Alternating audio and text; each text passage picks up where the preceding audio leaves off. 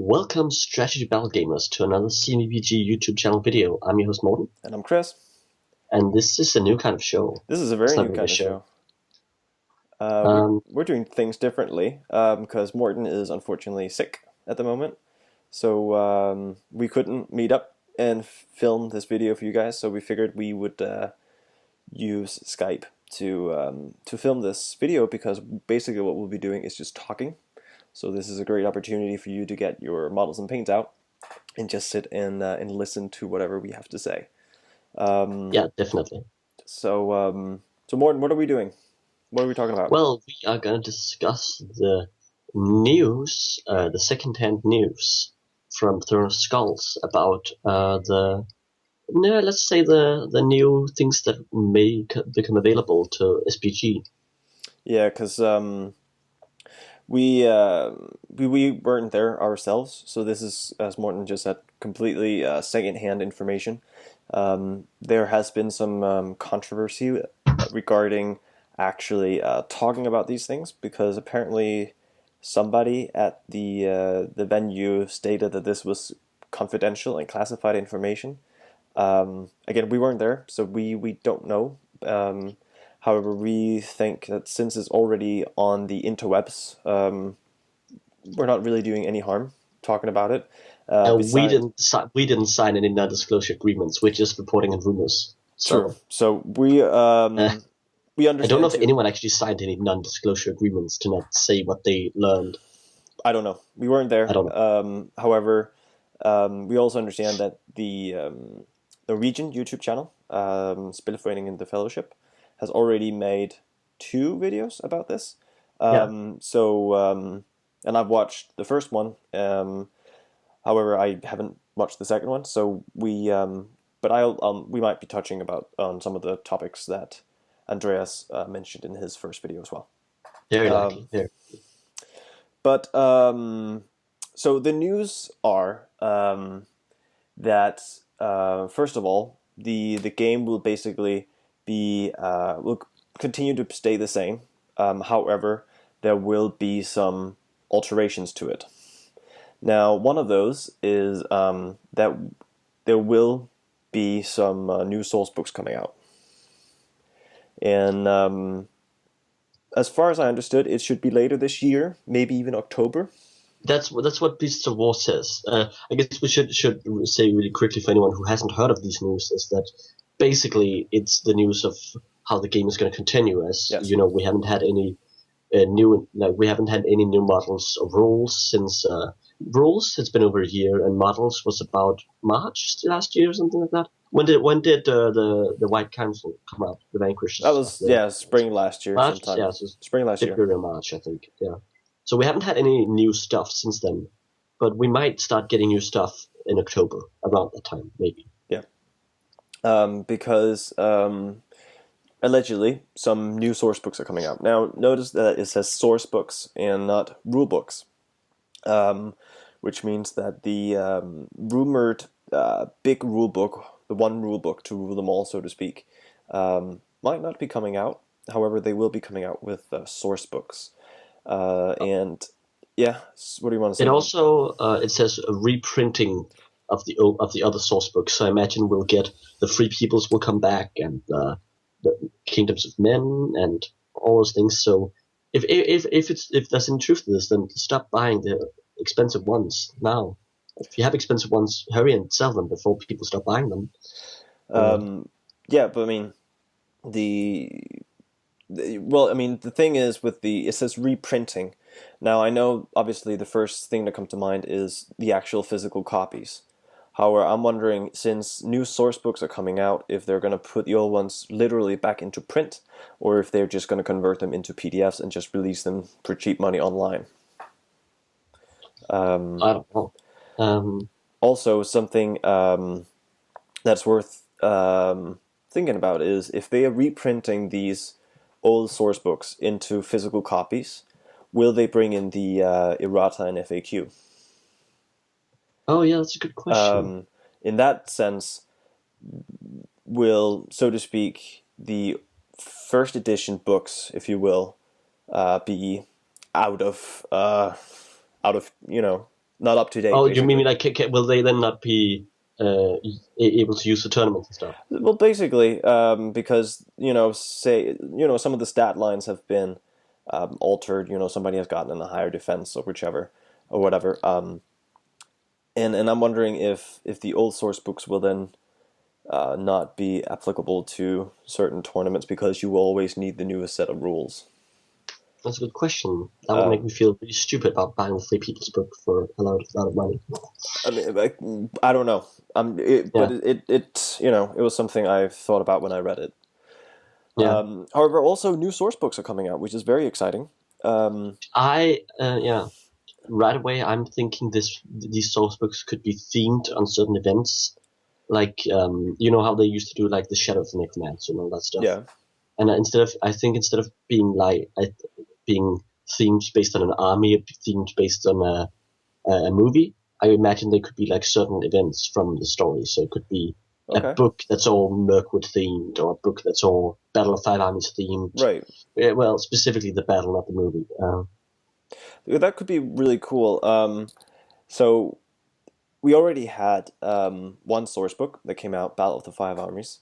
That was the last one. However, Tiny source book. It it's doesn't really represent the Battle of the well, Armies. my point is though also that came out with a White Dwarf. So while they say new source books are coming out, maybe it'll be that kind of thin source book that you'll just be able to get with a White Dwarf, and not Oh an yeah. actual source book as we used to know them back in the old days.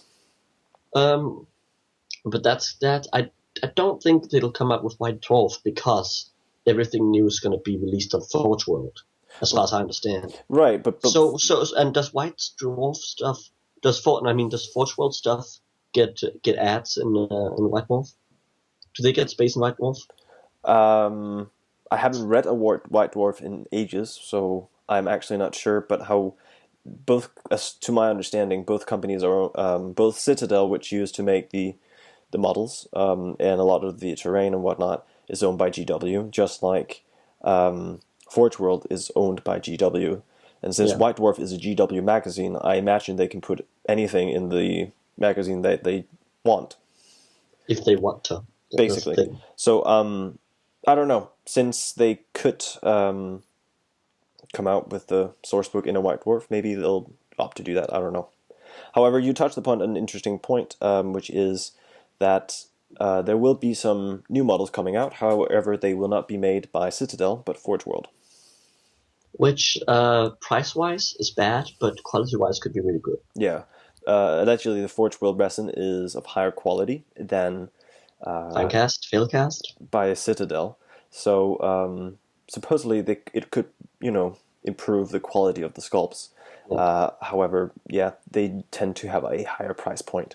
We don't So know if you think the hobby is expensive now, I mean, just you wait. yeah, it could become more expensive. I don't know.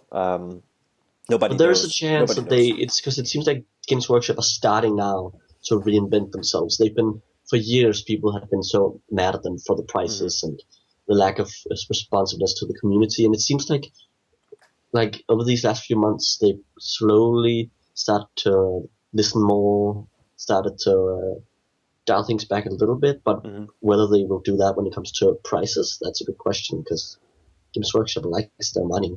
Yeah, I mean, and it's again, this is all guesswork. We don't know, but it's definitely a possibility. I think. Yeah. Um, but yeah, so they'll be made by Forge World. However, Forge World has made previous models for the range. They did make the Smaug model, Yeah. which is an absolutely stunning model.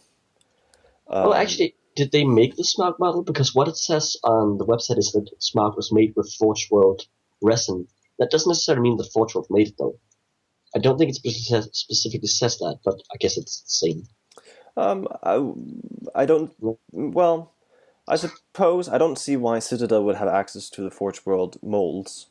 So if it's made with Forge World resin, I imagine Forge World made them. Yeah. But I see your point.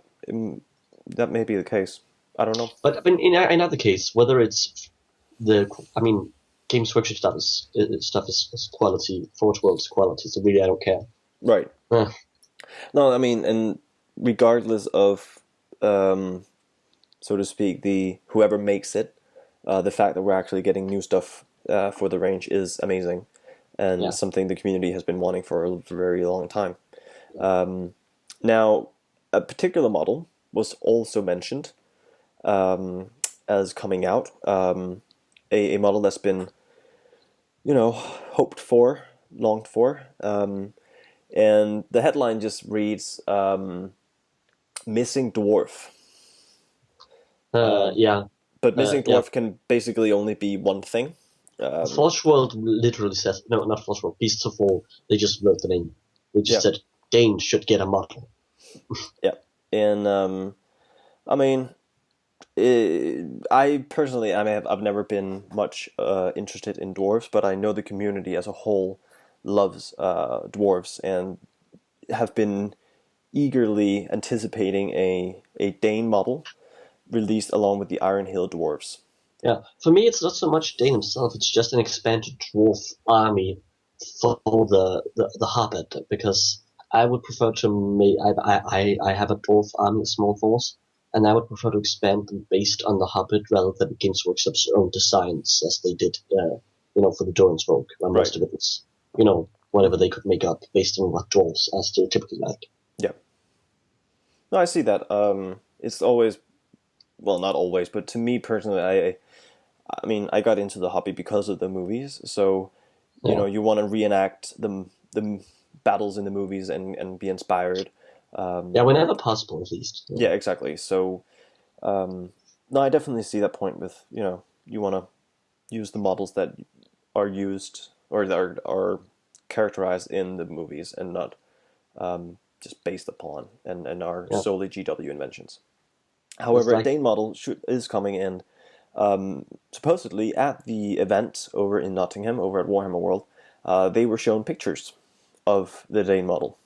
What? I didn't know that. They were shown pictures, again, secondhand information, but they were supposedly shown models, and they the general consensus is this is the best sculpt ever for the range, which says a lot.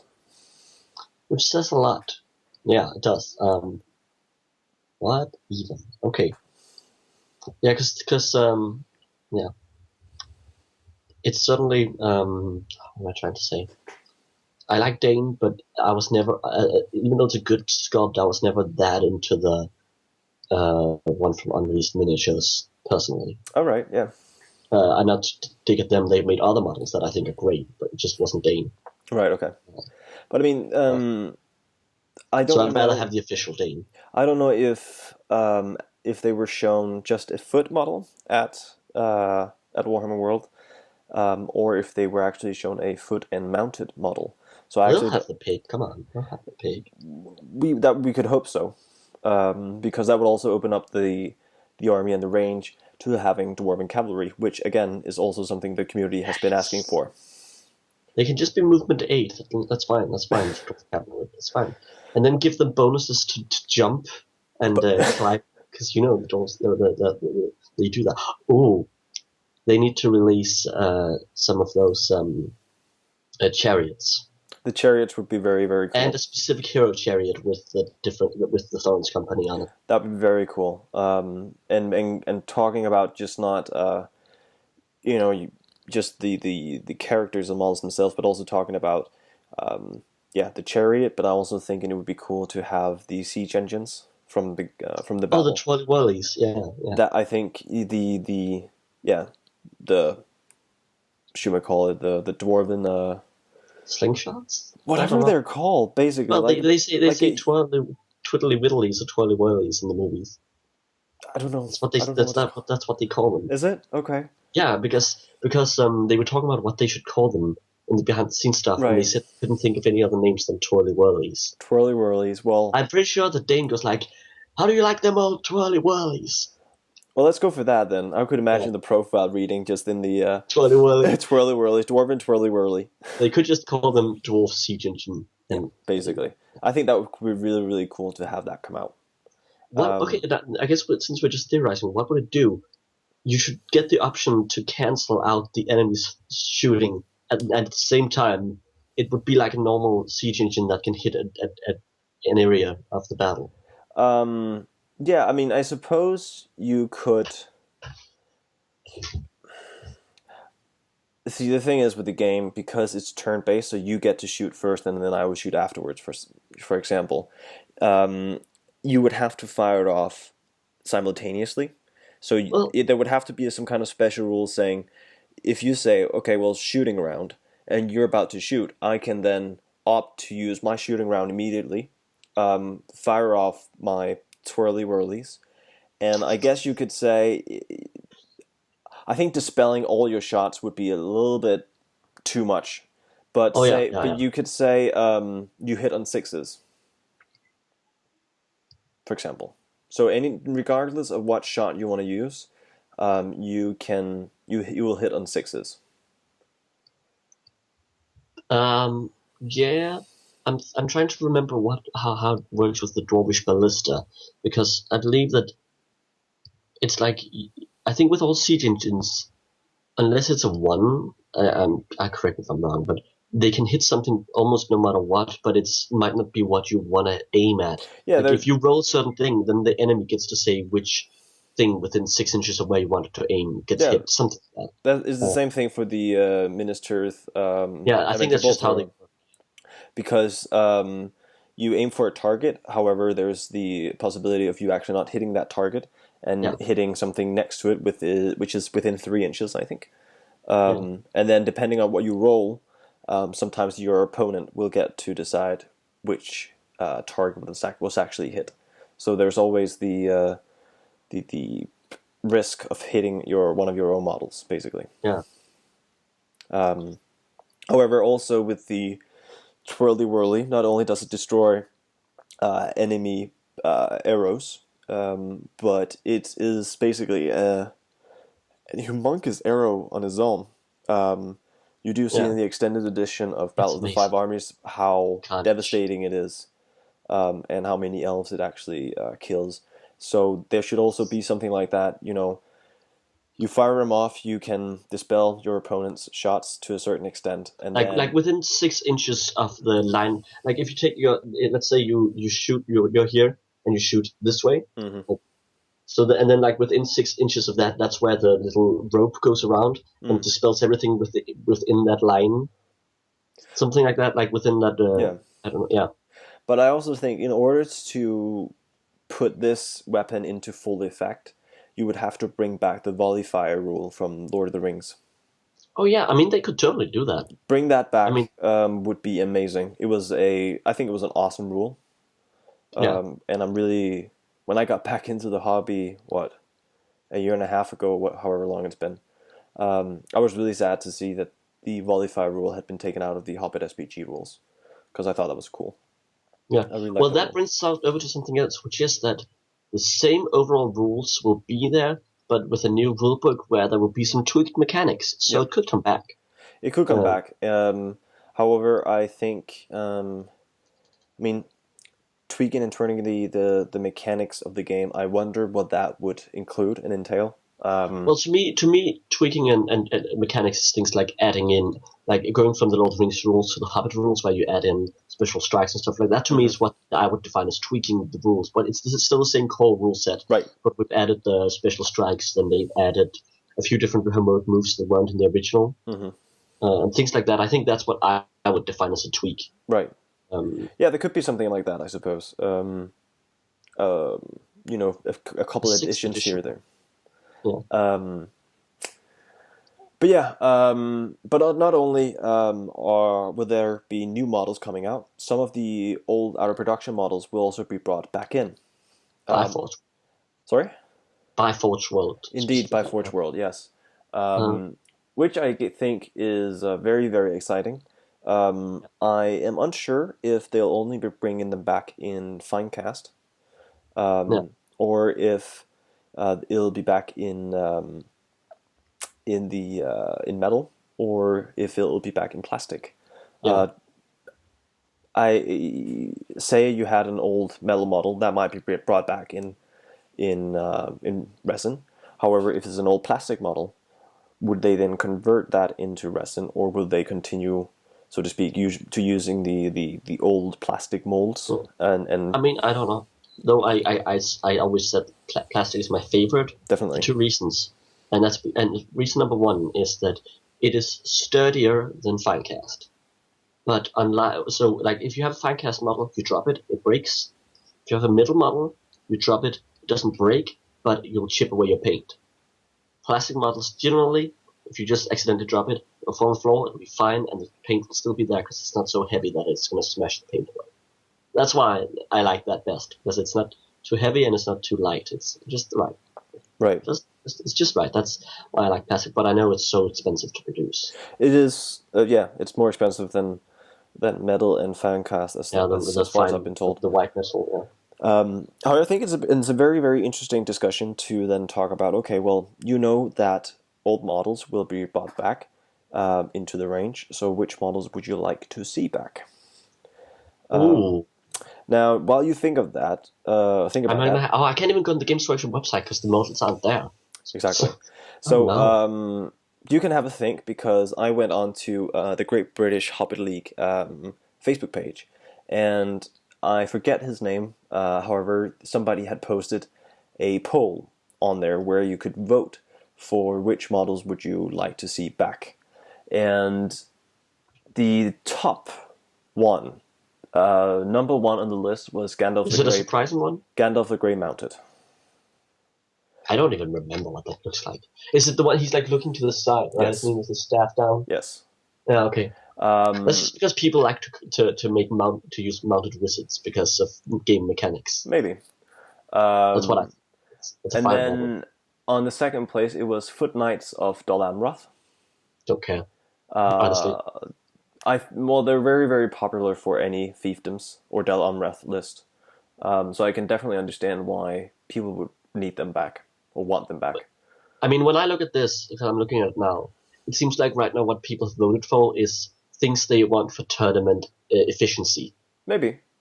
It's like when I look at this, like mounted Gandalf, Foot Knights, and then the third one is Feral Urukai. It's like, do you want that because you think the fluff is great, or because they're cheaper than the Berserkers, but basically almost as effective in the game? To me, that's sort of like. Regardless, I think it's interesting to go over the list and see what people are actually keen on getting. Yeah. Noticeably, on the fourth place, you have Arnor Heroes. However, further down the list, which will be on that would be 7th, I think, 8th maybe, you have specifically Halbarad listed. Yeah. Which I think is very, very interesting, because then obviously Halbarad as a specific model is very, very sought after and wished for. However, it's not stated specifically which pose of Halbarad it is that the voters want. Is it the regular one with sword? Is the one with banner?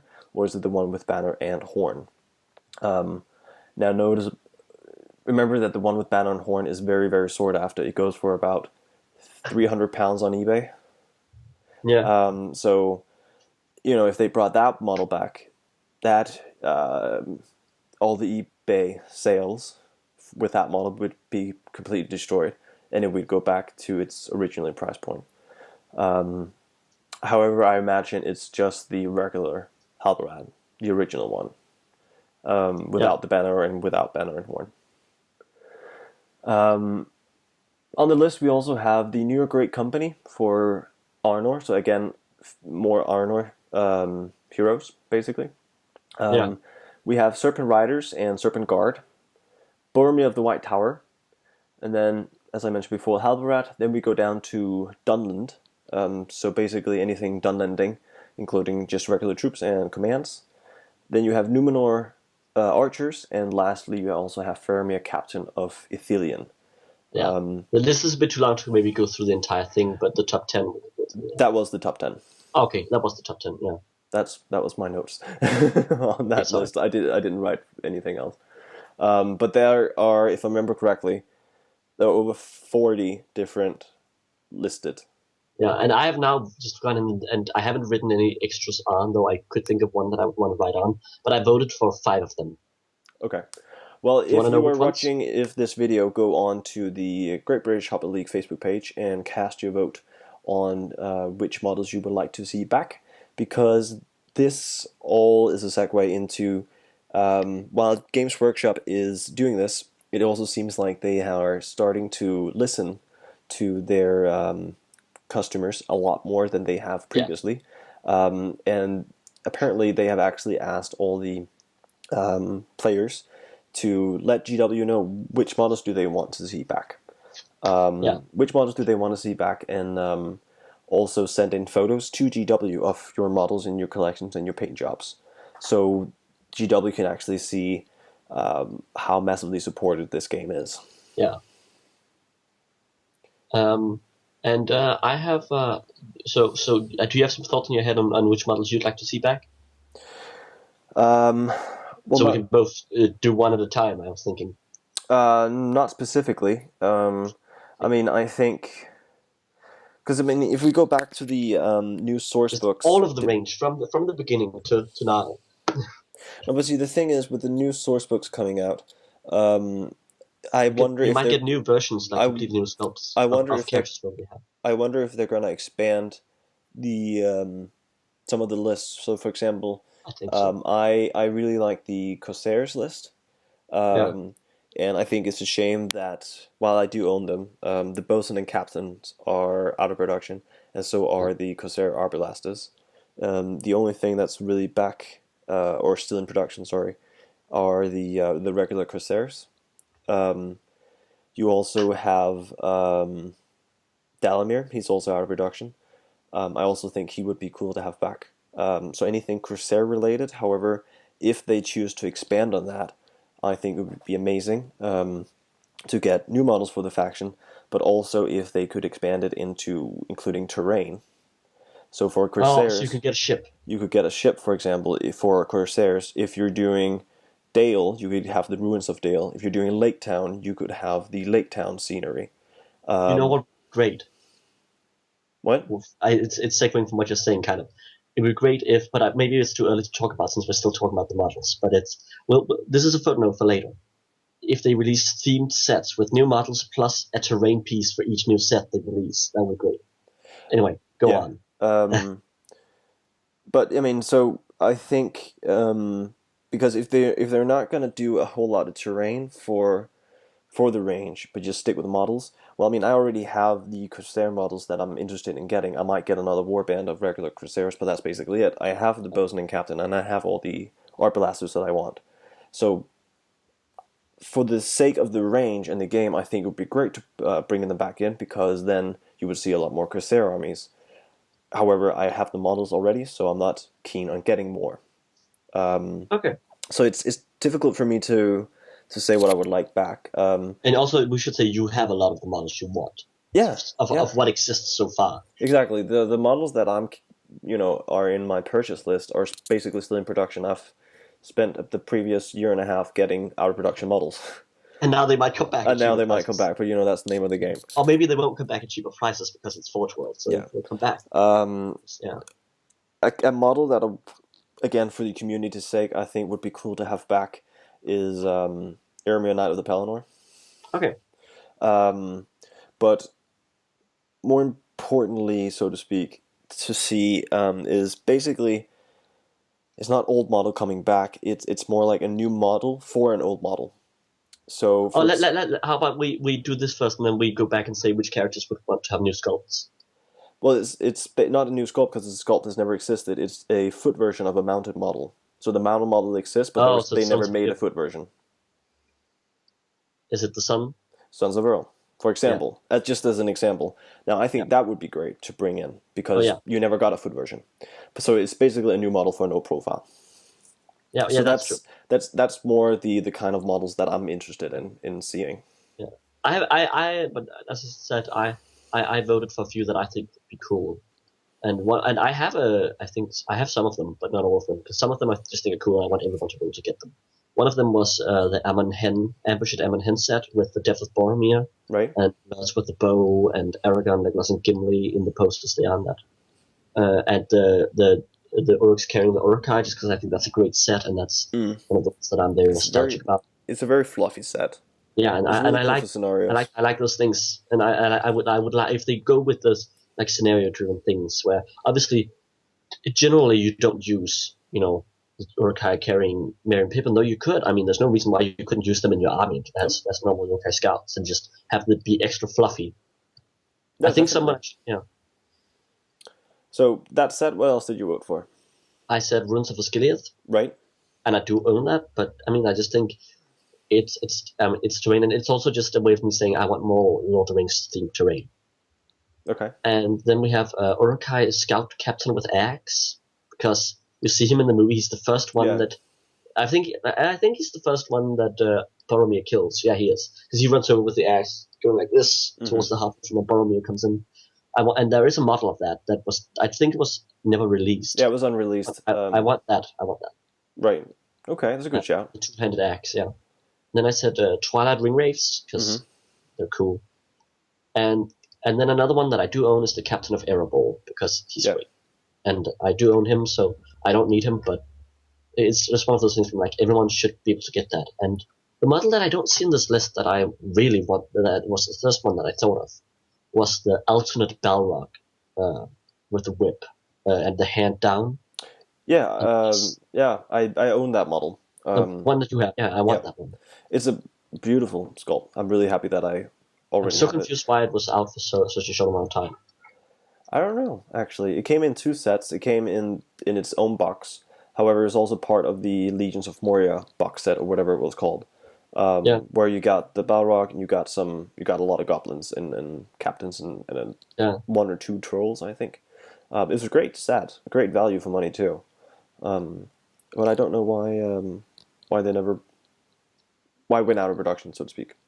I don't know. I don't know either. They may have gone out of production when they released the plastic Balrog, because that version was metal, so maybe that's what happened. I don't know. Yeah, I mean it's true. It's like having two Balrogs that, I mean, they don't have different profiles, so it's kind of like exactly killing each other. But then again, you do have different poses for different characters already. Like that's true, but I guess it's like there are more situations where you might want a different Aragorn because you might want to use him with armor, without armor, as a king, as a ranger with bow and all that stuff. Yeah. Whereas the Balrog appears in one scene, or two scenes if you count two towers. But mentioning Aragorn, again, it's a new model that I think would be really cool to see, and it kind of is a segue to another bullet point of on the list called bigger scope. So bigger scope. The way I see that is it's not just focusing on the 6 movies we already have, but it's going to focus a lot on the appendices of, for example, Lord of the Rings. So it's going to be a bigger scope. It could also bring in some Second Age. That wasn't how I interpreted it at all. Okay. But I mean, I know it says that the game might delve into the appendices and stuff. But what I actually thought that meant was that we might see that the game might start aiming at bigger points battles. That's what I thought. Like to be like slightly more inspired by War of the Ring, maybe like right now they say a standard battle is about 500 to 600 points. Maybe they'll say, oh, well now you're gonna have 1,000 points to play the game. That's what I thought that meant. I thought it was like aiming at bigger battles instead of skirmishes. But maybe that's just a wrong interpretation. Well, let's talk about both. So let's start with yours. If that's what it means, bigger battles. Eventually, I mean, basically, in order to bring in more models into a standard game, they would have to change the entire point range for every single model. They would have to make every single thing cheaper. Yeah, and you would run into things like, oh well, special strikes would get in the way because they would slow down the combat. You'd have to do mass combat in a different way. So I'm certainly hoping that the game will stay a skirmish game. And also because I can't afford a giant Force World army. Sorry, I can't.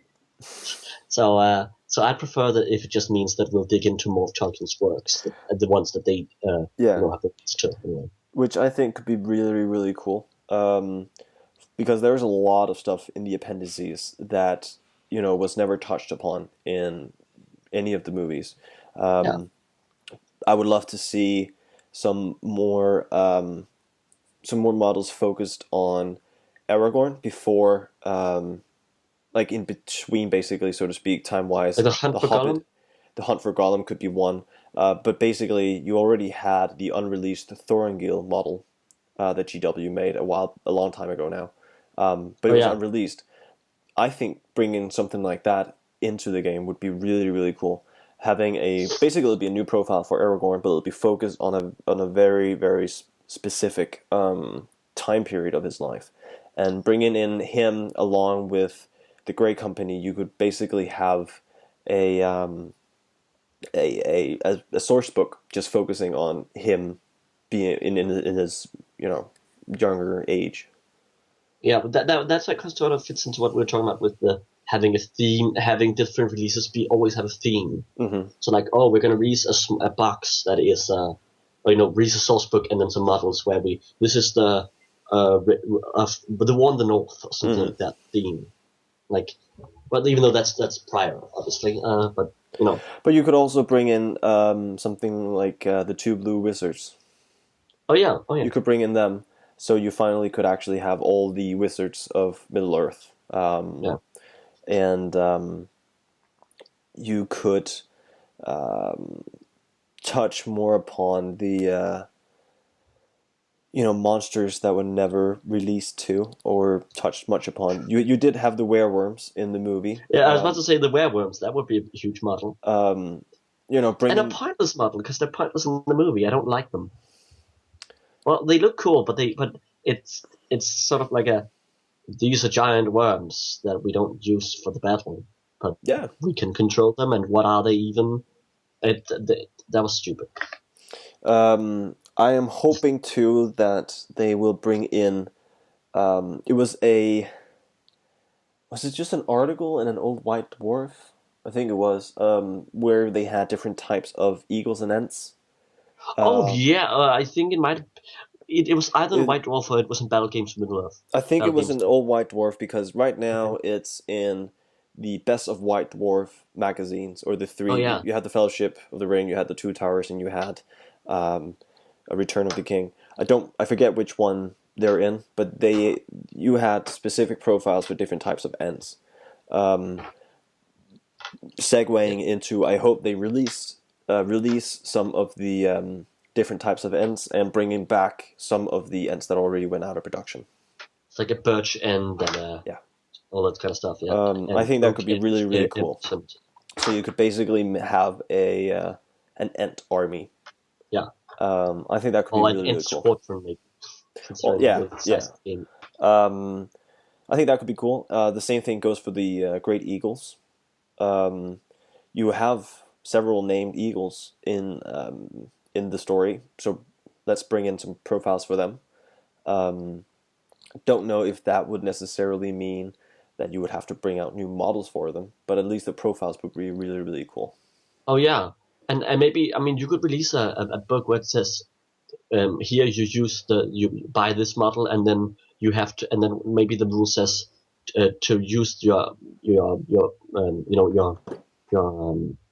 bird, your eagle, Great Eagle. as your great eagle, as this profile. You need to paint it in a certain scheme, or you need to add a certain thing on it with converting. Like they could just do things like I wouldn't mind if it says when painted in this color scheme to be this specific bird. Yeah, I mean, I think that would be a different type of approaching the game. I don't think GW has done anything like that before by Haven't like they? dictating what color scheme people should paint their models in. I don't think they've done that before.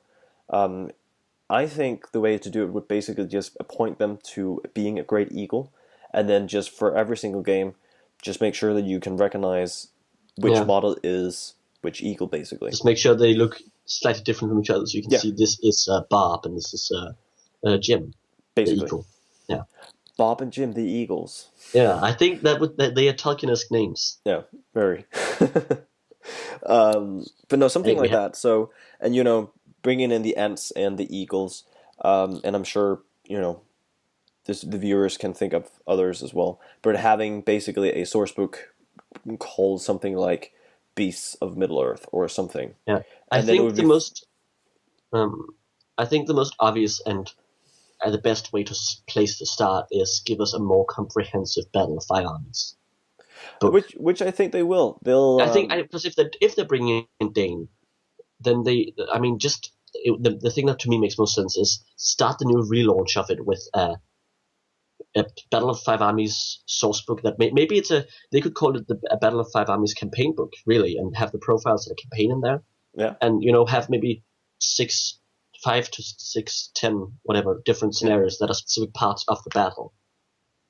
So you could have the first part is the elves versus the dwarves, and then you have the initial charge, and then you have the specific zoom-ins of the dwarf stand when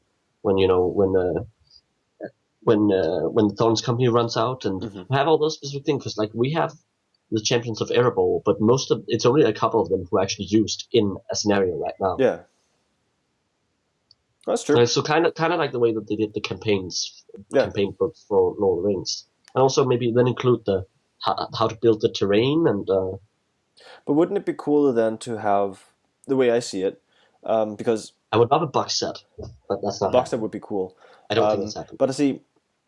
Bringing in, which I think will be basically the last point on the topics list, is they're renaming the entire game. They're going from Hobbit strategy battle game into Middle Earth strategy battle game. So, and putting that into a comment later, seeing as they're rebranding the game, with everything that would entail, so you don't want to start up with the Hobbit, is what you're saying? Sorry? Do you mean since they're rebranding the game as Middle Earth, you wouldn't want to start out with a Hobbit-focused release? No, that's not what I'm saying. I'm saying, don't bring out any more scenarios for Hobbit SBG in necessarily a supplement, a source book, if you will. Bring out one journey book for the entire Hobbit SBG range. So you already have 3 for Lord of the Rings because it was so massive. However, because of the lack of what's the polite word to put it?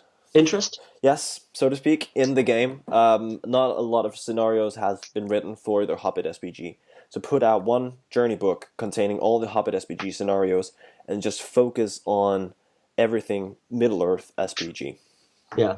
I think maybe there also is some truth to the fact that one of the reasons that the Lord of the Rings sold better was because the movies were better received. Yeah, probably. And maybe also the part of going to Middle Earth strategy battle game. A couple of years ago, there was a video game called Middle Earth: Shadow of Mordor. Yeah. And they specifically called it Middle Earth, not Lord of the Rings or the Hobbit, which I thought was interesting. It was really successful, hugely successful. I think some places called it the Game of the Year. Yep, back in it won several awards. Yeah, it's a great game. Yeah. And that just makes me think maybe they're sort of thinking that mentality is that people are more likely to buy things that are Lord of the Rings inspired than the Hobbit inspired. And I think that probably there's still, like I said, Battle of Five Armies things that are some Hobbit things that I want, but I think in general people care more about characters and events from the Lord of the Rings. Maybe.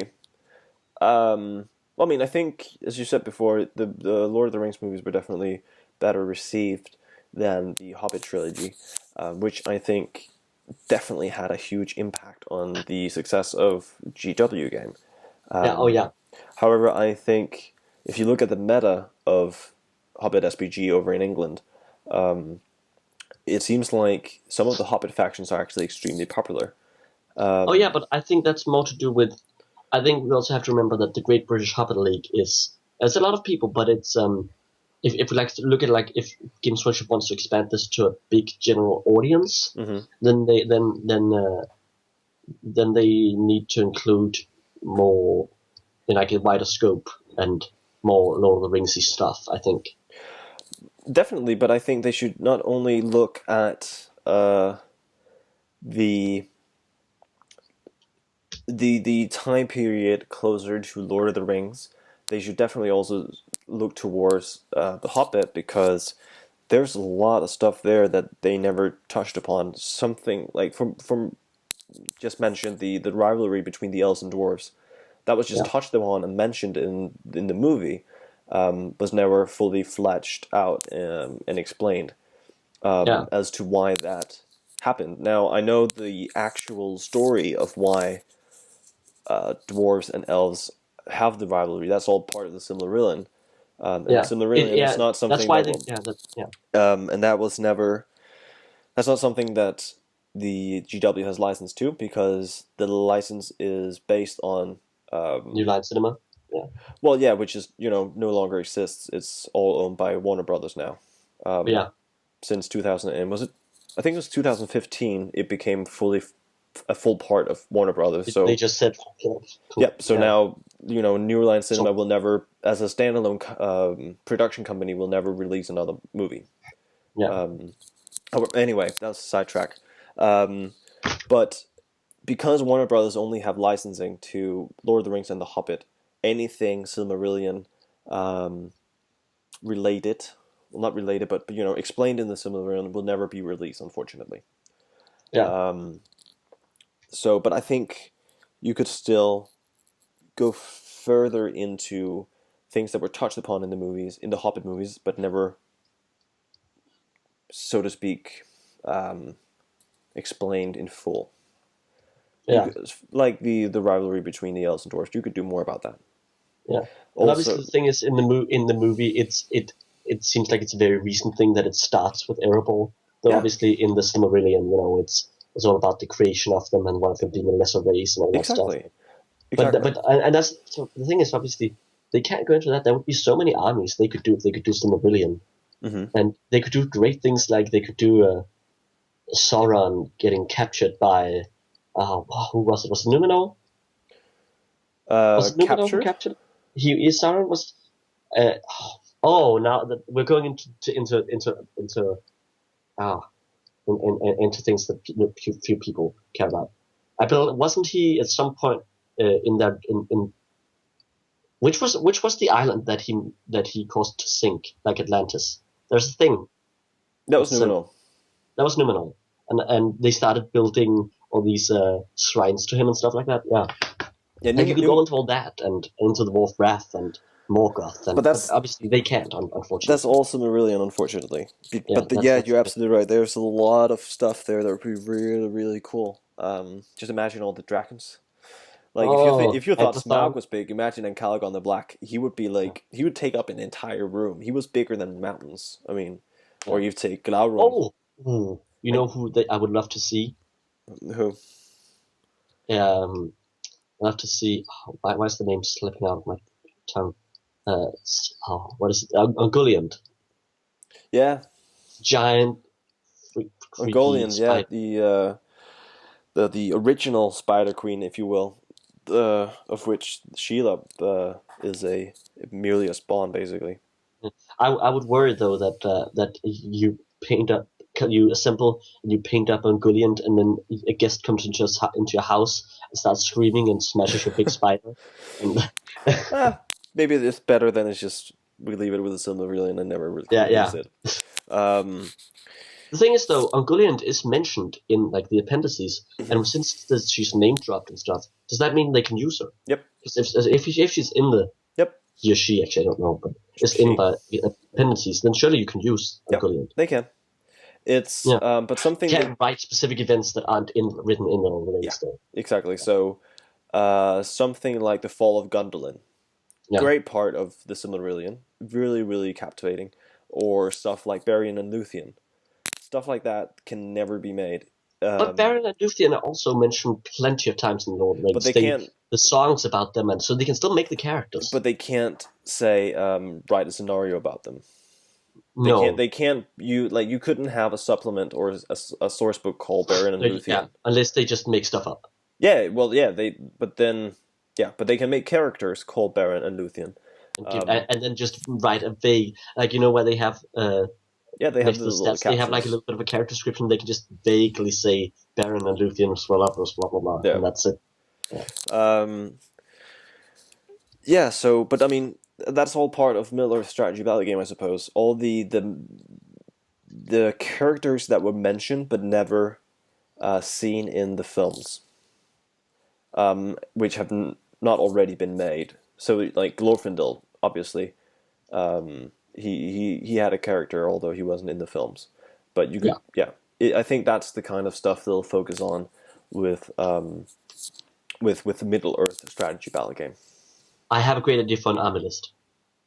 Okay. You're gonna do a Bree army, and it's gonna be led by Balim and Butterbur. Bree. Yeah, and then have all the annoying little side characters that show up in Bree, like the guy who raised Bill the horse, who was so mean to Bill, they talk about how Bill was so famished, and then as soon as he goes on to travel with Sam, he gets much better, and have all those little side characters. We could have Peter Jackson's. There's a lot of characters. What is Peter Jackson's character's name in Bree? I forget. I think they even talked about it on the Palantir. Was that the name? I don't remember. I don't know. And they could have all the guys from in the Lord of the Rings. You see the guy with the blind eye, and all the people who are looking at 5 value 2. Yeah. Oh. Special rule: can't see anything. He never has line of sight. Oh, that's so mean. No, but I mean, what else? What else could they do? Can you come up with a completely brand new faction for Middle Earth strategy battle game that doesn't go into one of the other factions? Completely brand new, nothing we've seen before. I mean, Bree, but well, but a realistic, a realistic one, a faction that you could actually that wouldn't just be townspeople, an actual army. Well, call Lake Town an army, but you know what I mean. Yeah. Well, not it's difficult, really. Right? I think partly it's because with the Lord of the Rings, in the sort of the sleepy years between the Lord of the Rings and the Hobbit, the game structure already started expanding things and took things from the appendices. So they've already done a lot of what you can take from the appendices, and that's the problem. So if this is so maybe they're gonna so maybe they could just make new versions of old characters and do things like you have the Essex Hunters armies go in and do a proper and say it properly and do the Dol Guldur army and take things from different army lists. I would love it if they took things made army lists where you could include things from both the Lord of the Rings and the Hobbit, for example, do Dol Guldur, but also be able to include Orc Warriors or the Orc Taskmaster or the Ring Wraiths into the Dol Guldur army and stuff like that. Okay.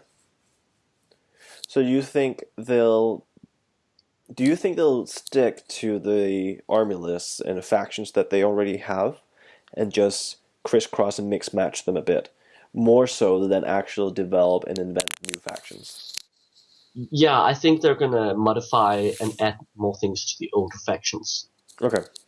And I would, also because we have I was gonna call them splinter factions because we have things like, which I think is stupid personally. We have 2 different Lake Town factions, and both of them have barely any models in them. Why don't just make one Lake Town faction? That could be. I feel like in the movies you see a few Lake Town guards fighting alongside the militia. Well, I mean, at least after the destruction of Lake Town, when they are on the beach, right? Well, yeah, or riverbank, whatever it technically is. You do see some Lake Town Guard survivors. Yeah.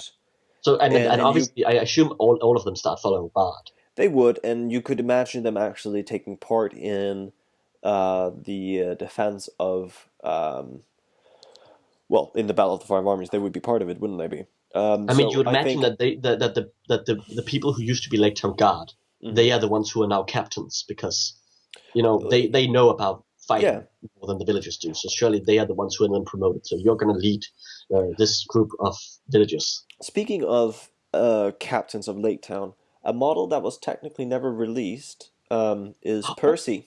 Yeah, Percy. Percy never got a model. He could get a model. Yeah. Oh, and they forgot another model too. Alfred in Trollmouth. And Alfred in Drag. Well, I hope they don't release Alfred in Drag. That was absolutely ridiculous. However, they could have Bane come out. Oh, Bane, Son of God. And Tilda and... They don't fight much. But you can get them fight too. I guess you could make... But, I mean, you do see... What's the other girl called? It's Tilda and something else. Wow, this is horrible. I blanked out. We should know this.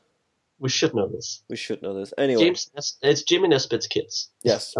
But I mean, the girls and their brother could get a individual profiles in the game. Braga? Why does he not have a profile? No. He's the Lake Town captain you see most of the. No, he doesn't. You could make him. So basically, you could, as to go back to what you said before, you could expand the Lake Town army list or army lists, as it were. Because that's what I feel like in general is that expand a lot of the lists, like and also rename. Like I would say, Essex Hunters, rename it to Dol Guldur or Gundabad, something like that. Mm-hmm. I don't care which one you use. I mean, they sort of mixed them in the movie. Yeah. So rename it Dol Guldur because that's where it seems to be. That that's what the necromancer is. So he's the leader, and then add new stuff like like the ogres and all the troll catapult, all that kind of stuff, and also the goblin mercenaries, the mounted also the what I call the troll headbanger, the one that runs into the wall in Battle of the Fog. Oh yeah, they could make him. Yeah, because and you notice he looked like he was the size of a cave troll more than those big Mordor style troll. So I mean, there are a lot of models from. In the I just remembered in the behind the scenes of Battle of Armies, they mention the Olokai and say that that's what they use. What? In what? Sorry, again? In the Battle of the Five Armies, behind the scenes, they talk about the fact that at the end of Return of the King, the Mordor trolls, the Olokai, show up. Yeah. And that's what they use. That's in Peter Jackson's head. That's what the kind of troll that appear in the Battle of the Five Armies. Oh, okay, right, yeah, that's right. Yeah, he does mention that. And then obviously Stumpy with the eyes and the peg legs. He could definitely be. Yeah, he's a hero character, clearly, right? Well, there's there's one of him. I mean, Sculpt the troll put the orc on his back, and there exactly. you go. Yeah, and then you can all you could have new bats, like all the things that people wanted last year. You could have all the bats, and you could have Legolas upside down on bat. But then again, it's also like, how specific do you want to go with? Not that specific. That was a joke. Like that's like, well, there's no Legolas on Numakil or Legolas on Shield. Legolas on Shield would be really cool, though. Just as a diorama, that would be cool. But then you really want to buy like a section of the wall with him going down, and there's dead orcs and stuff like that. Yeah. I mean, it started talking about walls again. I mean, it was Forge World that created the GW Helm's Deep and Minas Tirith wall sections and gates. Oh, okay, that was Forge World. So they have made Lord of the Rings terrain before. So I think it would be cool to have them make terrain again. So we know that GW made Lake Town scenery because it's in the source book. It was just never released. But then again, have you looked at the source book? I mean, there's no water in the Lake Town scenery. No, but it looks like it's a city on land. But you have the buildings. There are buildings. Yeah. Well, I mean, the way to solve that is just putting out an ocean battle map, and there you go. Oh yeah, which you can do, right? You can just roll that out and then put it down, and there you go. It's done. Yeah. So which scenery do you want to see the most? Official scenery. Official scenery? Yeah. I think it could be really, really cool. But the problem is, to paint yourself. You have to paint it, assemble it yourself, because that's what they do. Well, exactly. That's my point. It's modular, isn't it? You have to be able to assemble it, which means it should probably be plastic. Something like the ruins of Middle-earth or the ruins of Osgiliath, which we have already had. Like, it can't be a hobbit hole, because then there's the whole thing about, well, this is a hill, and there's a door in it, but besides that, you have to do all the flocking yourself and all that. Yeah, because, I mean, the scenery that I would like to see is non-modular. So, like a hobbit hole. That would be amazing. Yeah. It's like you kind of want to just have a custom bold, isn't it? But, I mean, the hobbit hole would be cool to see. Dol Guldur, to a certain extent. That could like really you cool. could just do sections of Dol Guldur, like Dol Guldur is a ruin in the movie, so yeah. Do Dol Guldur. If they brought out the old Amon Sul, that is long out of production, which goes for crazy money on eBay. That would be cool if they re-released that. It could be cool if they, Ruins of Dale or brought back. But then again, it's a lot of ruins of this place, ruins of this place, ruins of this place. Well, I mean, bring out Bree models, like Bree houses. Yeah, yeah. Oh, yeah. So we don't have to buy from other companies. Like bring Yeah, out Bree buildings, that would be cool, or bring out Rohan buildings. yeah, Um, bring out Edoras. Um, yeah. Oh, I mean, yeah, I mean, there's a lot of scenery they could put out, farmhouses for Rohan, because you have all these different areas in Middle Earth where combat is happening. yeah. Um, you could bring out, gosh, you could bring out Elven buildings. You could bring out the Oh, yeah. trees from Like, Lothlorien. yeah. With Oh, I did mean, they? they could bring out Did yeah, sections of Rivendell, because Rivendell has been under attack, yeah. in the lore. So you have all these different areas throughout, well, a great section of Middle Earth where you could put out terrain for it. You could also put out terrain that's suitable for Mordor. Yeah. Um, And oh, yeah. I'm just like sitting here looking at the why, names, and I'm not doing well with names today. What are they called? The two giant statues from Fellowship of the Ring, the Argonath. the Argonath. The thing is, they're way too big for the Well, scale. They would yeah. be taller than like from the ground to the roof. Well, okay, but then bring out fully fleshed pillars Feet, foot, in foot of the Argonath. Moria. Yeah. They kind of put out the smaller ones, but you could extend that a bit. Mm. You could bring out, geez, well, I mean, they touched upon Harad and Umbar. Okay, so bring out some desert-like terrain, like huts and Yeah. whatnot, whatever they would sleep in tents. Or if it's Corsairs, they could bring out some kind of dock. Like a Or ships. Or ship ship. dock, or bring out the ships. If That reminds me. That actually reminds me. Bring back sea combat. naval combat would be absolutely amazing. The only problem is you don't have that many. Uh, in the movie wise, at least, you don't have a lot of naval combat happening. But that has. But I In mean, that didn't stop. Like things that you don't see in the movies haven't stopped Games Workshop from adding things themselves in the No, past. no, no, this is true. I mean, in the And movies, and I don't necessarily mean like, oh, a system where this is how you fire cannons. I just mean ways to board each other's ships and have like, just so that I guess it's more like I scenery where the boat doesn't necessarily go along on the terrain, but there's just you have two boats that you put next to each other, and then the battle happens in those two boats. yeah, okay. So I mean, yeah. You don't have maybe cannons in Middle Earth, but you do have archers, right? So Yeah, you could have shots going over at each other.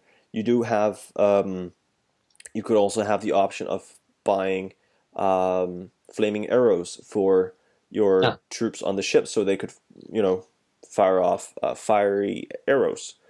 yeah. You could have boarding parties with hooks and whatnot. I mean, not literally have the models with hooks, but you could have No, the but entire yeah, game mechanics.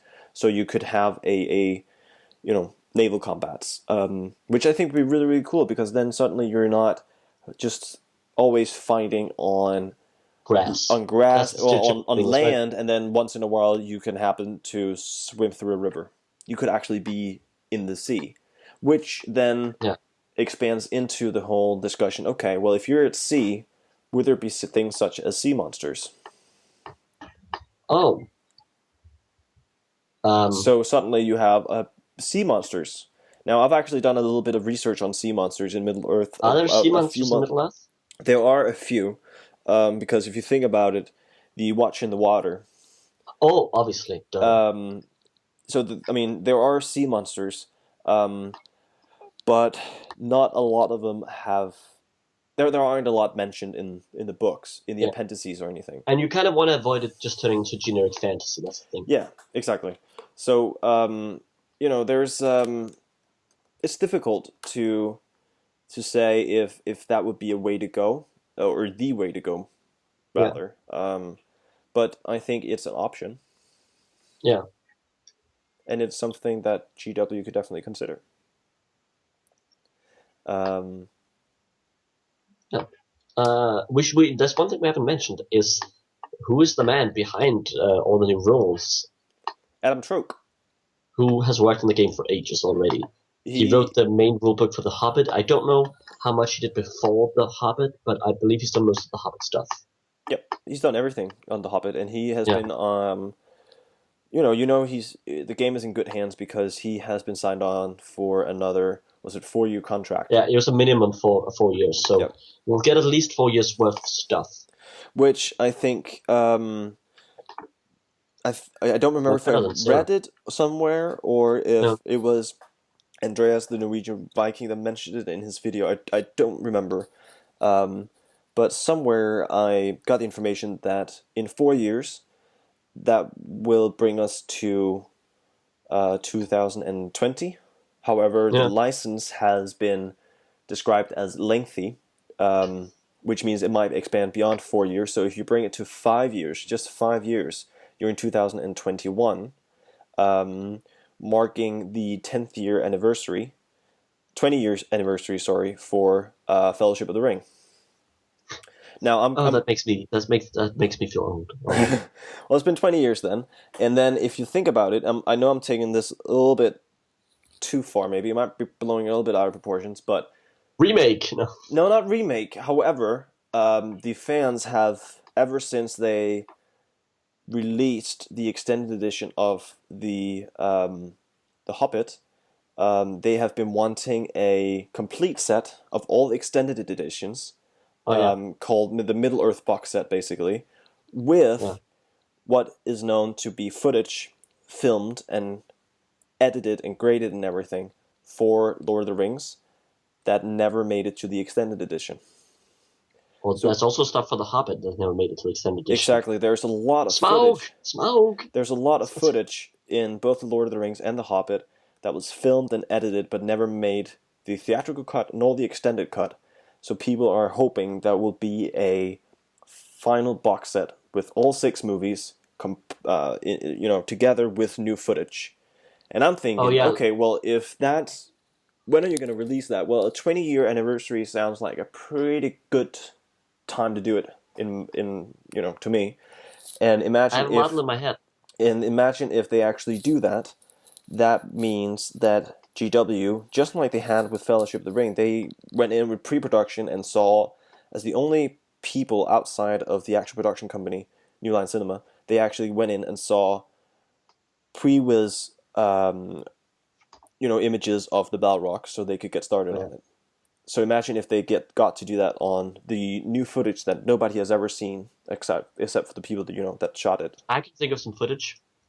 There's a lot of footage. Yeah, off the top of my head, I'm thinking of Frodo seeing himself as a Gollum-like character. Yep, we know that was shot when he's captured. Filmed. Yeah, we know what Elijah Wood looked like in the makeup. Even we could actually make that model right now. But, so I think that could be cool, and that would definitely, basically you would get the extended editions of the movie, and you would get the ultimate edition. Exactly, the ultimate edition, basically. Yeah, that's right. So I think that could be really, really cool. Yeah. Now, thinking of models that could make it into that, I can't think of any more. However, my train of thought just brought me to models that we know were made but never released. Like the plastic box set of Thorin's Company. That was never released. But it's in the source book, or in the rule book. But we don't know if they would be plastic or whether they would be fine cast. But no, but I mean, back then they when they made an Unexpected Journey rule book, they had a lot of faith in the game, so a lot of the stuff was made in plastic. So I would and then imagine we got Thorin with the code. Yes, Thorin with the code. And also the Bard model that's in the Desolation of Smaug source book was never released. So there are a few models that we know were made but never released, and we even have pictures of them. Again, the same thing as I mentioned earlier goes for the Lake Town scenery. They made it, but it was never released as a set. Yeah. All the speculation. We've been talking for over an hour now. Yeah, but I think that is basically it, isn't it? Yeah, I think that basically is it. Basically, so that took 70 minutes, basically. So, uh, viewers, if you have any thoughts, opinions, hopes and dreams, or just general comments, do please let us know in the comment section below, as we are always interested in hearing what you guys think. And I don't know if this video turns out to be particularly successful and we get a lot of comments, maybe we could do a follow-up video in a couple of weeks' time. It is much easier to do it over Skype, because then even if you can't meet up, it's very easy to take an hour out of the day instead of adding the, transportation time, the 1 hour drive to see each other and stuff like that. But yeah, so let us know in the comment section below if you have any hopes and dreams, comments, generally speaking, or general opinions. Yeah. But did you get? Yeah, I hope people got stuff painted, by the way, because we've been talking for a while. Yeah. So hopefully you managed to paint part of some kind of model. Yeah. Yeah. Again, we're doing this over Skype, as we mentioned in the beginning. I am not sure how the quality is going to turn out. So if this turns out to be extremely poor, I apologize. I currently have no Wi-Fi in my apartment, so I'm using my cell phone's data connection, which can be horrible sometimes. That should get better sometime later this month. But yes, I think we are ready to sign off. Yeah, I think we are. So as always, don't forget to comment, like, share, and subscribe. Support your Hobbit hobby. And happy strategy battle gaming.